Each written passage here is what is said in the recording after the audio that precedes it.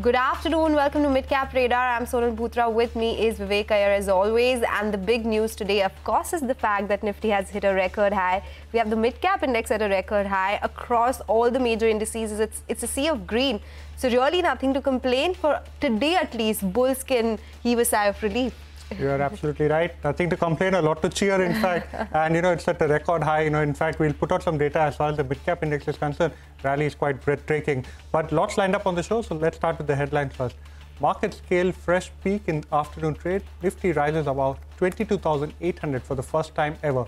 Sensex reclaims the 75,000 mark. Rally fueled by big gains in banks. Midcap index also at record high.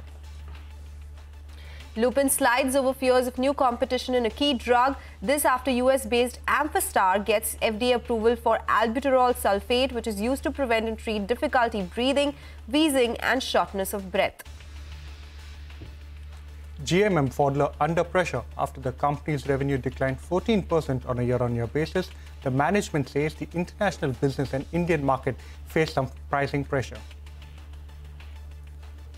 Garden Reach Shipbuilders jumps after posting good Q4 numbers. EBITDA is up 3.5%, while margins have come in higher by 500 basis points at 8.9%. The stock surges in trade.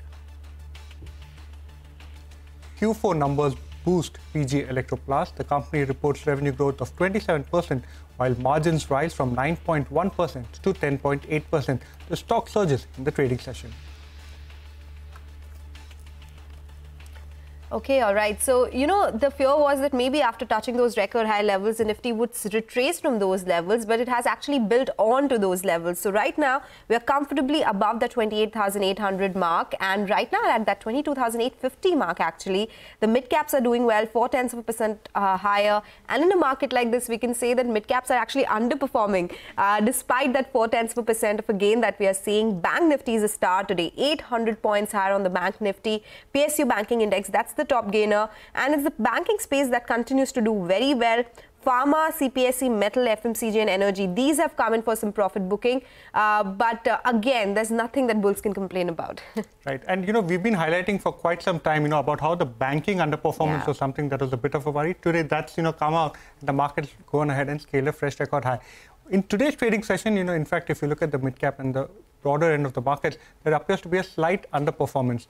But, let's give some perspective as to how exactly the mid-cap index is done. And we're talking about just the last 10 trading sessions. In fact, the mid-cap index in the last 10 trading sessions has continuously gained and is up 6% in just the last 10 days. And when you're talking about the Nifty 500 or the NSE 500 index, that's up over 5% in just the last 10 trading sessions. So absolutely nothing to complain about as far as the broader end of the markets are concerned. But this is our special segment, Mid-Cap Movers, where we have Hormas to take us through the mid-caps that are moving around in the session. Well, we had some bit of inkling that this might happen today, courtesy the Nifty had closed at the highest point of the day yesterday, and we are building on to that now, and the broader markets as we speak are underperforming the Nifty, but it's been no complaints that the bulls can make. So we'll start off with the gainers. There are plenty of them within the broader markets as well, and PNB Housing at the highest point of the day now, 8.5% higher, very ably supported by CAMS. At Saregama is the one there outperforming, 12.5% higher now at 460 is Saregama, and Engineers India is having a good day for itself as well. The markets are at a new high or not. The PSUs will continue to do well, and those stocks continue to outperform today as well. Bharat Dynamics is up for the 8th day in a row now. It's up 50% in the last 8 trading sessions, 6% there. Cochin Shipyard continues to build on its post-earning gains. Masgaon Dock will report results today. IRFC is nearing a record high. It made a high of 191 today, and RVNL continues to gain from strength to strength as well. Plenty of earnings reactions from yesterday, and those stocks will come up on your screen. Gland Pharma, a positive reaction to an otherwise subpar results. Garden Reach Shipbuilders, though, 16% higher at a record high, and GMM Pfaudler seeing a negative reaction to its earnings. Some stocks on the back of strong volumes, and they'll come up on your screen. And Sumitomo Chemicals is one of them. PNC Infratech, after yesterday's surge, is extending those gains on very strong volumes, as 4% higher, and GSK Pharma as well, another 4.5% on very strong volumes. But some stocks in an otherwise strong market that are bucking the trend HEG after the earnings there, and the demerger that they announced, 9.5% lower for HEG, and Hindustan Zinc after that gravity-defying rally that the stock had seen. We highlighted the concerns about the float yesterday, and it's down 6% in today's session. Sterling and Wilson a 5% circuit there, and Deepak Nitrite also at the lowest point of the day, down 5%. Back to you. All right. Okay. Thank you so much, Hormaz, for joining us with that list as always. Let's now welcome Jay Thakkar of ICICI Securities for a technical check on the markets. Jay, it's been a relentless rally, at least for today. That's what I can say. But what are the charts suggesting? Can we build on to these gains, or there will be some volatility ahead of the big day? Very good afternoon to you, Sonal and Vivek. And first of all, congratulations to you, all the viewers of TV18, Nifty, and most of the indices are hitting the lifetime highs. So congratulations. And I think the way, Sonal, 22,800 has been taken off today with an increase in volumes. Clearly, a good support from the banking pack, which was not performing since a couple of weeks now. That is clearly showing strength now, trading above the levels of 48,000, clearly indicating that this rally now has formed a short-term base around the levels of 22,600 to 700 range on an immediate basis. Until that range is held, the next target on an immediate basis for the next weekly expiry is 23,000, and beyond that it would be 23,400, wherein we have ICICI Direct report as well for a target of 23,400. Prior to the election results. As far as Bank Nifty is concerned, I think it's inching towards 49,000 in the short term. So overall, the trend in the short term remains positive until these lower levels are held. Hence, I have two buy recommendations, Sonal. The first one is from the ID pack. It's on Birlasoft. The stock is likely to bounce back from its current levels. It's trading around the levels of 616. So one can buy Birlasoft futures. One can target 630 to 645 in the near term, placing a stop loss at 607. And a second buy recommendation definitely would be from the banking pack, and we have been seeing the stocks are coming back into the momentum. So Bank of Baroda is likely to inch towards the upper end of the range. It's trading around the levels of 270 in futures. One can target 280 to 288, placing a stop loss at 262. Thank you so much for that, Jai. Indeed, a day of celebration as far as the market participants are concerned. You've given us two stock picks as well in Birlasoft and Bank of Baroda. But let's now take a quick break. On the other side, we will be joined by the Chief Operating Officer of Mac Estates, Rishi Raj, to talk about the quarter gone by.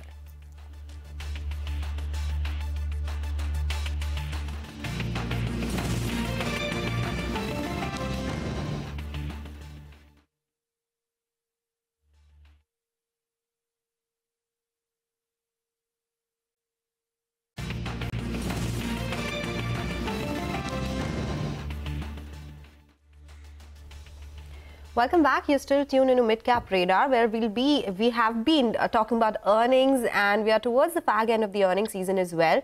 Let's talk about Ashirvad MFI now. Abhishek is focusing on that. The stress is weighing on performance of Manappuram. He'll explain the numbers and what went wrong this time. Abhishek.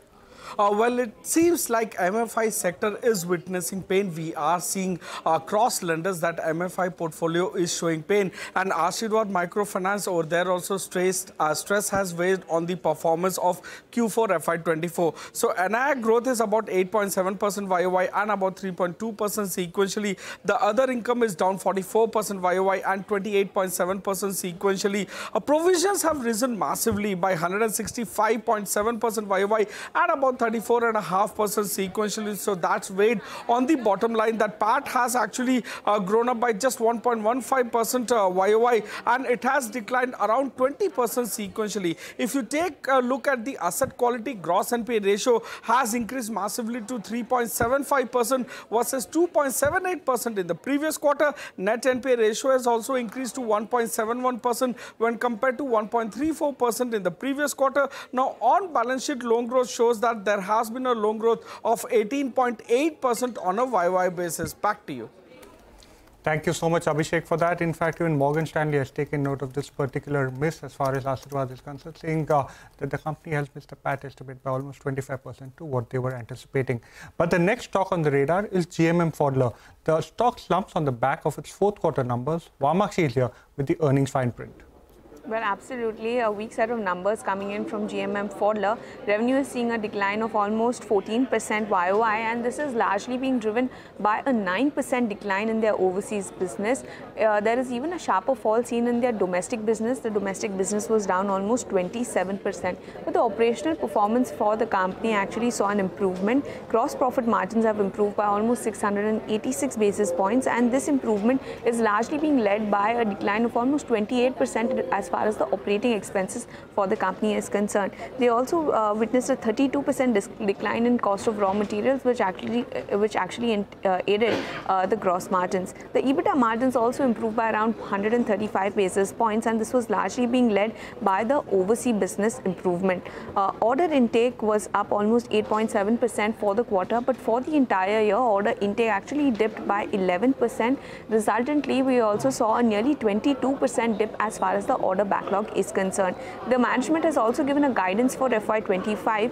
They expect the revenue in FY25 to stand at 3,700 crores. In FY25, the revenue growth was somewhere around 8%, and in FY25, they're expecting a slower revenue growth of almost 7%.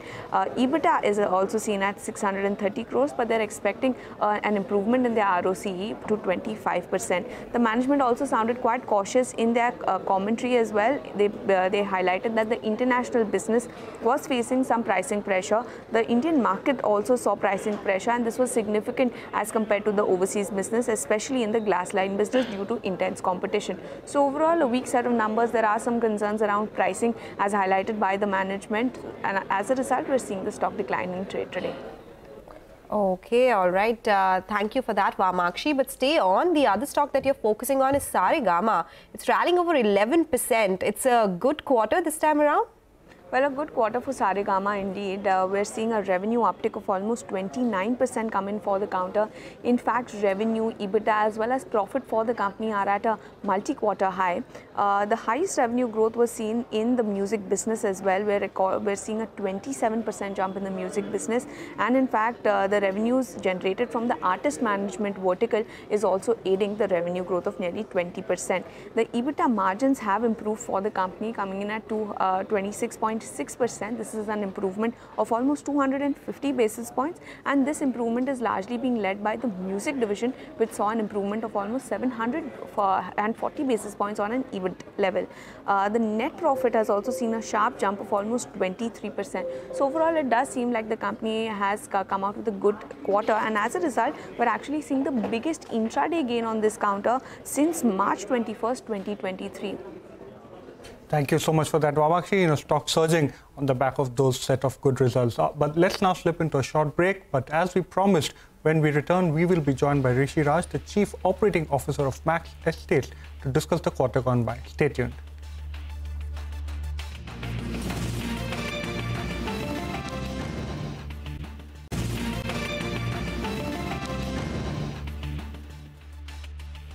Welcome back. You're still tuned into Midcap Radar. Well, Max Estates is the stock on our radar on the back of their fourth quarter numbers. Company's lease rental income has come in at a 4-year high in FY24. The company aims to double the same in FY25. In the quarter gone by, in quarter one of FY25, there have been a lot of updates in terms of fundraise and new residential projects as well. So let's discuss that. We have Rishi Raj, the Chief Operating Officer of the company, joining us now to discuss that.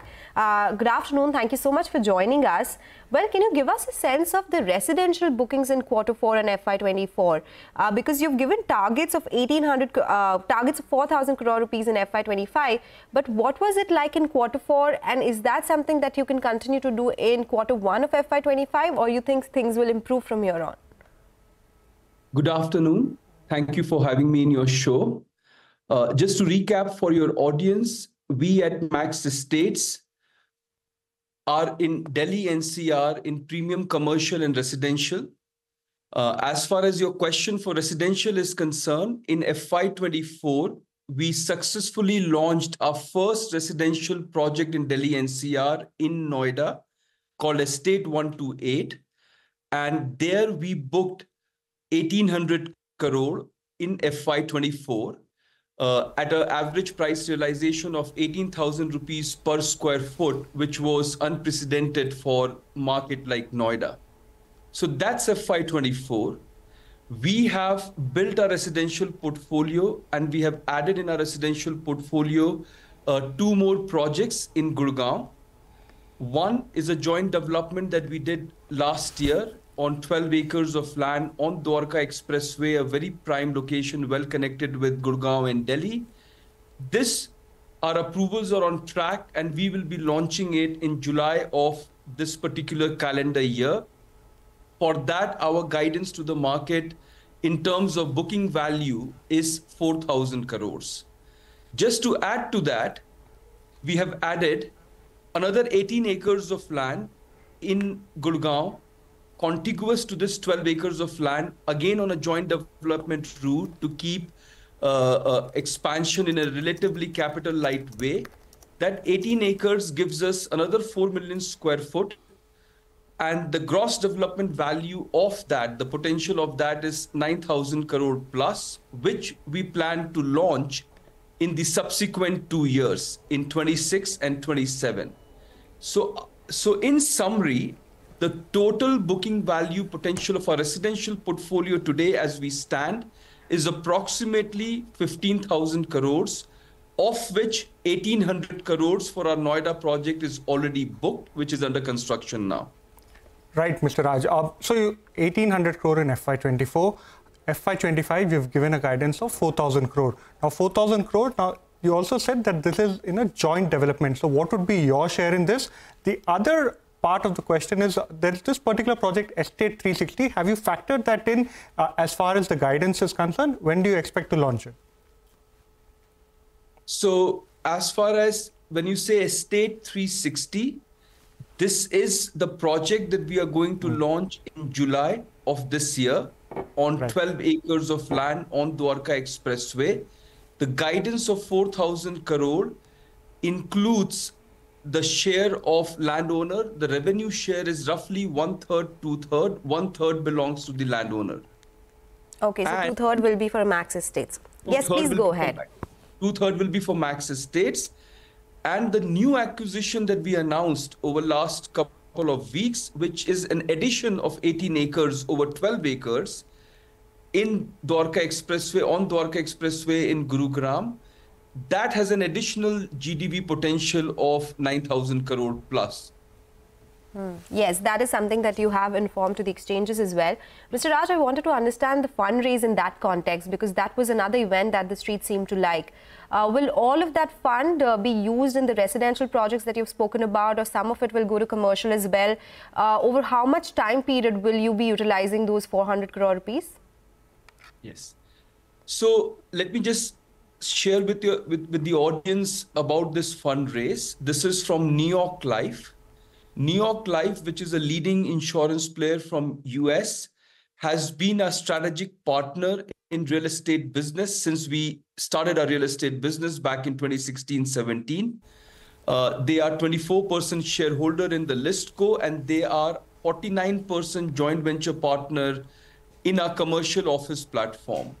The most recent announcement was related to they buying 49% stake in 2 of our rent yielding grade A plus operating asset, which is Max Towers and Max House. With this, they are now a platform partner across all commercial office portfolio of 4.5 million, some delivered, some under construction. The total investment from this is around 388, around 400 crores that you mentioned.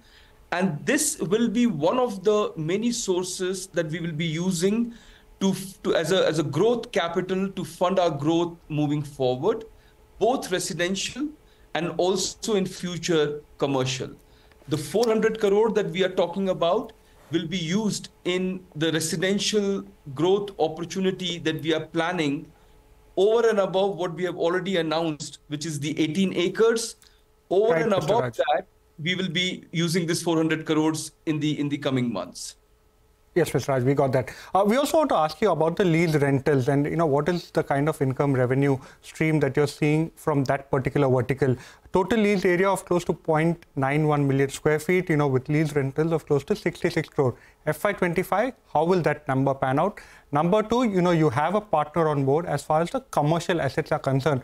Will you also in the future look at creating a platform and go via the REIT route or back to the markets?